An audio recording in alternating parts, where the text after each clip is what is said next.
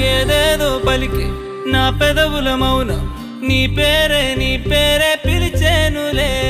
నీ పిచ్చితోనే అల్లాడే ప్రాణం నిన్నేలే